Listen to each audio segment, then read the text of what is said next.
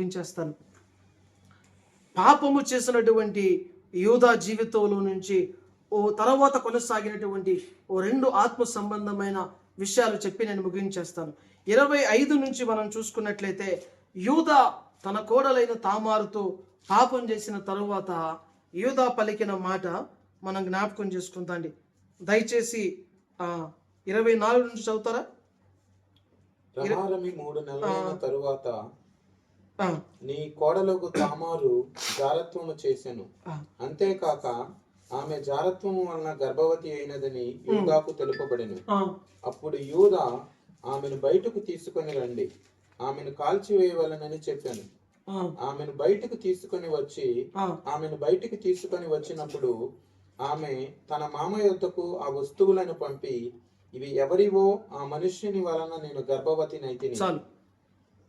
యూదా తన తామారుతో తప్పిదం చేసిన తరువాత తామారు గర్భవతి అయింది.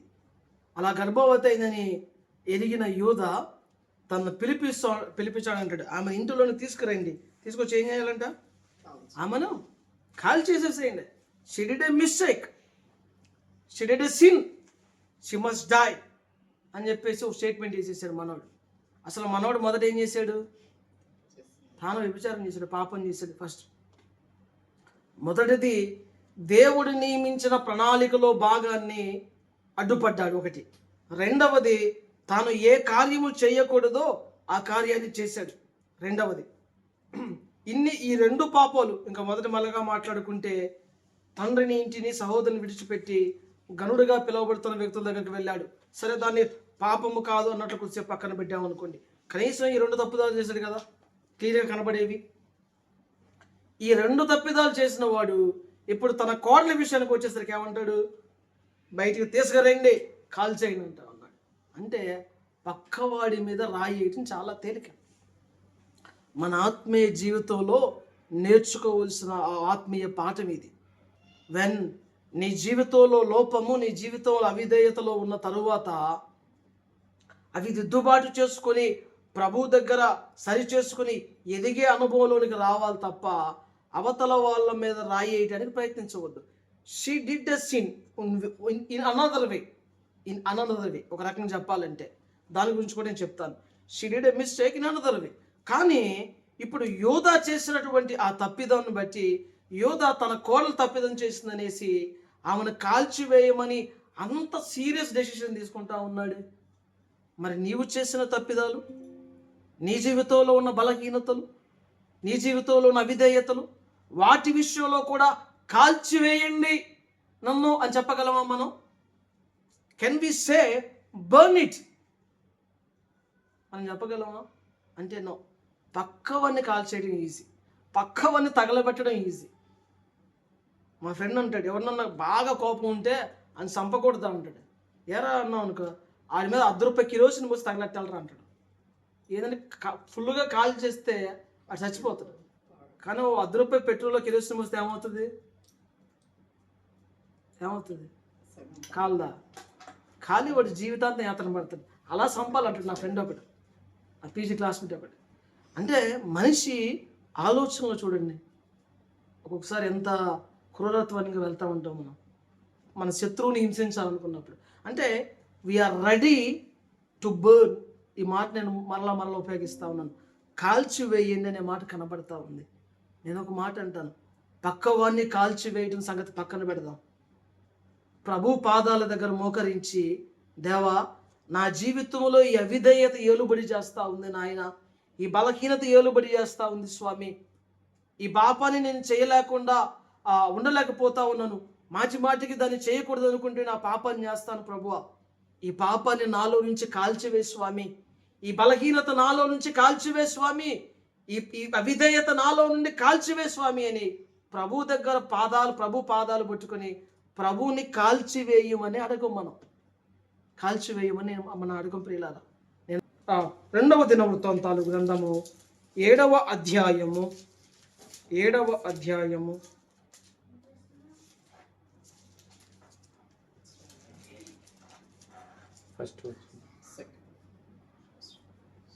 చదవండి, 1-4 దాకా చదవండి. సొలొమోను తాను చేయు ప్రార్థనను ముగించినప్పుడు అగ్ని ఆకాశము నుండి దిగి దహన బలులను ఇతరమైన బలులను దహించెను. యెహోవా తేజస్సు మందిరము నిండా నుండెను. యెహోవా తేజస్సుతో మందిరము నిండినందున యాజకులు అందులో ప్రవేశింపలేక ఉండేరి. అగ్నియు యెహోవా తేజస్సును మందిరము మీదికి దిగగా చూచి ఇశ్రాయేలీయులందరూ సాష్టాంగ నమస్కారము చేసి, యెహోవా దయాళుడు, ఆయన కృప నిరంతరముండునని చెప్పి ఆయనను ఆరాధించి స్తుతించిరి. రాజును జనులందరూ యెహోవా ఎదుట బలులు అర్పించిరి. రాజైన 12వ వచనం చదువుతాం. 12. అప్పుడు యెహోవా రాత్రి యందు సొలొమోనునకు ప్రత్యక్షమై ఇలాగు సెలవిచ్చెను, నేను నీ విన్నపములను అంగీకరించి ఈ స్థలమును నాకు బలులు అర్పించు మందిరముగా కోరుకొంటిని. దేన్ని? ఈ స్థలమును అన్నాడు కదా. అంటే ఈ స్థలం అంటే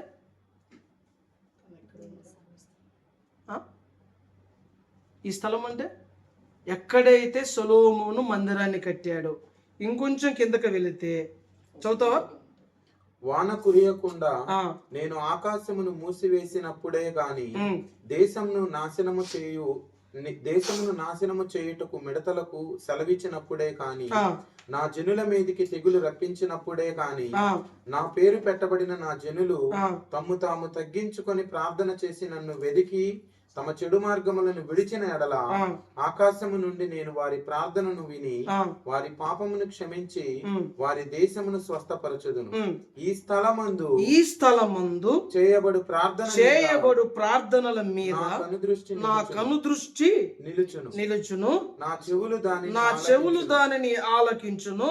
నా పేరు ఈ మందిరమునకు నిత్యము ఉండునట్లుగా నేను దానిని కోరుకుని పరిశుద్ధ పరిచితిని.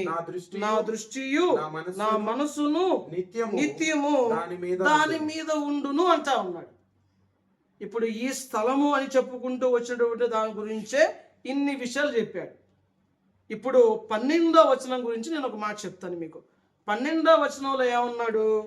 యెహోవా రాత్రి యందు సొలొమోనుకు ప్రత్యక్షమై ఇలాగు సెలవిచ్చెను, నేను నీ మనవిని అంగీకరించి నేను నీ విన్నపమును అంగీకరించి ఈ స్థలమును నాకు బలులు అర్పించు మందిరముగా కోరుకుంటుని అంటా ఉన్నాడు. ఏమర్పించే మందిరంగా? బలులు అర్పించే మందిరంగా. అంటే బలి చేయబడితే ఏం జరుగుతుంది? అక్కడ బలి అర్పించినప్పుడు ఏం జరుగుతుంది? బ్లడ్ వస్తుంది. ఇంకా పాత నిబంధన ప్రకారం బలి జరిగింది. ఒక పశువుని బలి చేశారు అనుకున్నాం. అది స్పిరిచువల్ గా. ఫిజికల్ గా చెప్పండి నాకు. రక్తం గారిద్ది అందే. ఇంకా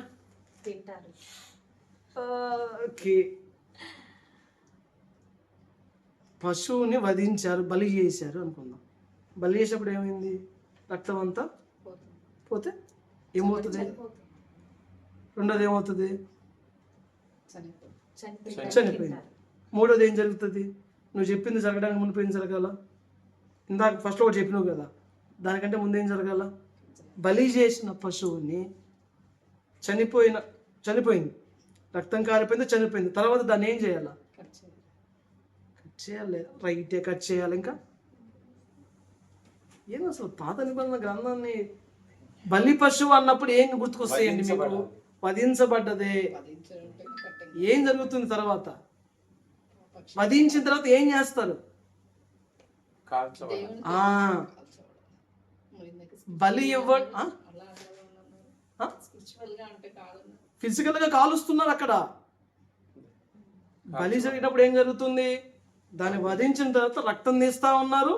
ఈ లోపల రక్తంలో ఏముంది? ప్రాణం ఉంది అన్నాడు, చనిపోయింది.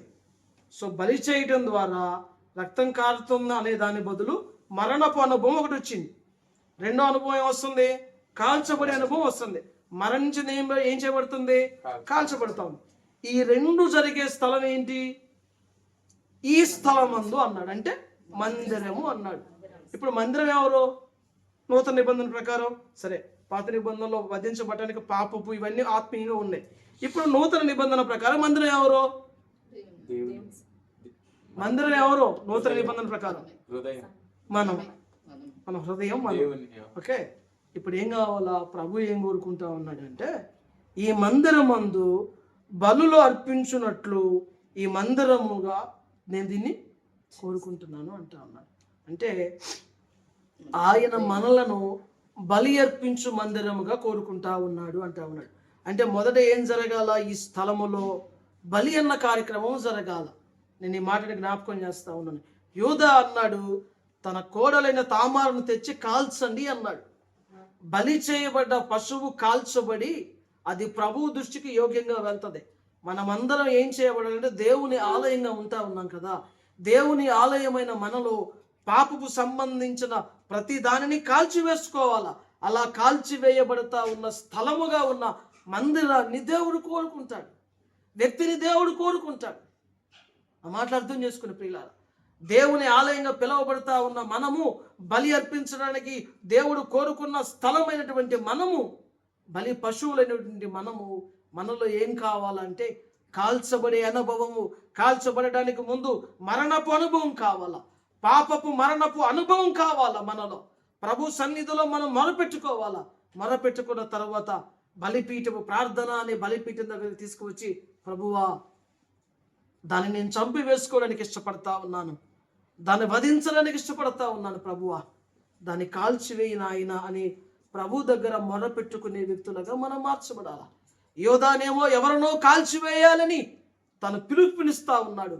నేడు క్రైస్తవులు మనలో ఉన్న పాపపు అవిధేయతలను ఎన్ని ఉన్నాయో అవన్నీ కాల్చివేయబడడానికి ప్రభు దగ్గర ప్రార్థన బలిపీఠం మీదకి తీసుకుని రావాలా.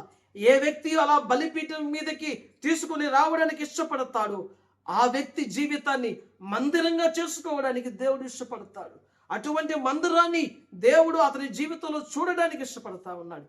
మనం దీన్ని విడిచిపెట్టి ఎవరినో కాల్చివేయాలన్నట్లుగా మన మాటల ద్వారా మాట్లాడతాం. ఎవరి జీవితంలో మరణము రావాలి అన్నట్లుగా మనం మాట్లాడతాం. ఎవరి జీవితంలో మరణం కాదు, ఎవరి జీవితంలో కాల్చివేయబడడం కాదు. ఏ దేవుని మందిరంగా పిలువబడతా ఉందో, ఏ బలి అర్పించబడడానికి దేవుడు సిద్ధపరచుకున్న స్థలంగా మనం ఉన్నామో, మొదట మనలో ఉన్నవి కాల్చివేయబడాల. కాల్చివేయబడకుండా ప్రభు దగ్గర మనం యోగ్యంగా కనబడలేము. దయచేసి ఆలకించండి. ఇతరులని కాల్చివేయమని ఇతరుల లోపాలు ఎత్తి చెప్పడం చాలా సులువు. కానీ మనలో ఉన్న అవిధేయత కాల్చివేయబడి బూడిద చేయబడి అనుభవం కొరకు ప్రభు దగ్గర మనం రోధించే వారంగా ఉంటా ఉన్నామా? ప్రభు దగ్గర బ్రతిమలాడుకునే వారంగా మనం ఉంటా ఉన్నామా? అంటే చాలా తక్కువ. యూదా జీవితం ఆ అనుభవాన్ని మనకు హెచ్చరికగా ఉంది.